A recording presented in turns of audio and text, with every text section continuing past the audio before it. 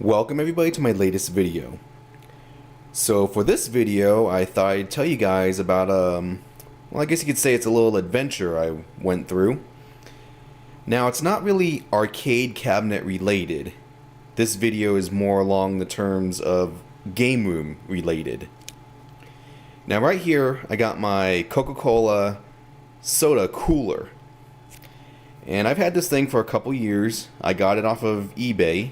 Got it at a really good price. I think I got this for only $200. Maybe a little bit more. Can't remember. And basically we use it to store most of our drinks. Now currently it's pretty empty. But the way it goes is we usually have a Dr. Pepper here, Diet Coke here, caffeine-free diet, regular, and then or a regular cola of some sort, you know, in terms of not diet. And then in front right here we have it all stacked up with water. I'm gonna clean that right there. But you can see right now it's working pretty good. I always like that. Now here's the thing. A couple weeks ago I noticed this thing wasn't cooling sodas as much as it should, and then one day nothing. The machine was on, it's just I was getting no cooling whatsoever. So I thought, well, probably just need some Freon or something. Now, unlike arcade cabinets, I really don't know anything about how these machines work. So I tinkered around with it, and I mean, it looked good. The compressor was turning on, the fan was turning on, everything seemed fine except I was getting nothing cold. So I had a repair guy come down. I thought, you know, I like this thing, I'll pay to have it fixed. The guy comes down, takes a look at it, messes around down there.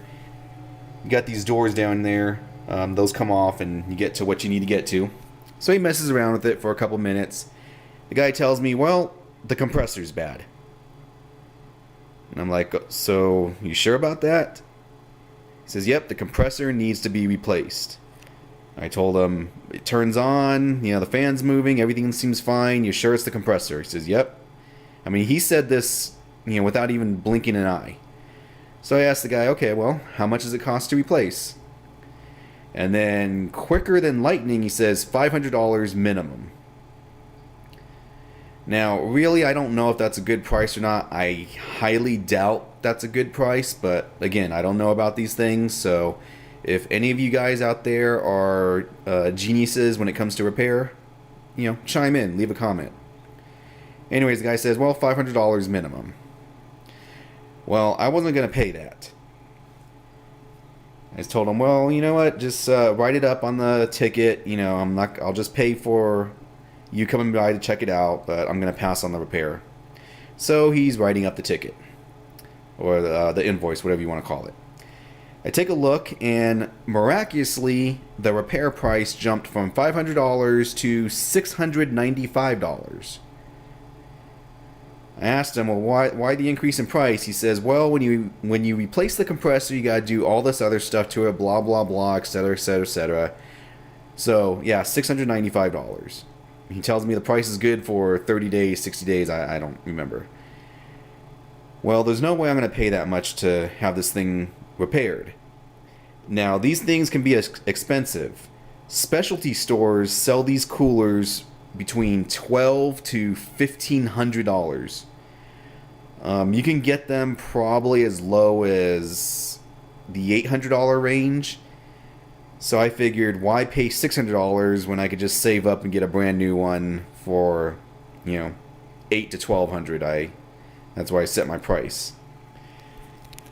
So yeah, that was quite, you know, the jaw-dropping experience. Now, I was thinking, okay, I'm just going to sell this on eBay, probably get a couple $100 for it, and then set that money aside and get a new one. Let's take a look at the other side. Just thought I'd show that for no reason whatsoever. Anyways, so my daughter, she's grown. My stepdaughter, grown adult, moved out. She says, well, why don't you let my husband take a look at it? I thought, well, why not? You know, he likes to tinker around with things. He likes to find out how things work, and I have nothing to lose. So we take it down to their place. We tell them, you know what? No rush. Take your time. Don't worry if you can't fix it. This is what we were told. So he has it for a couple weeks. You know, a couple weeks go by.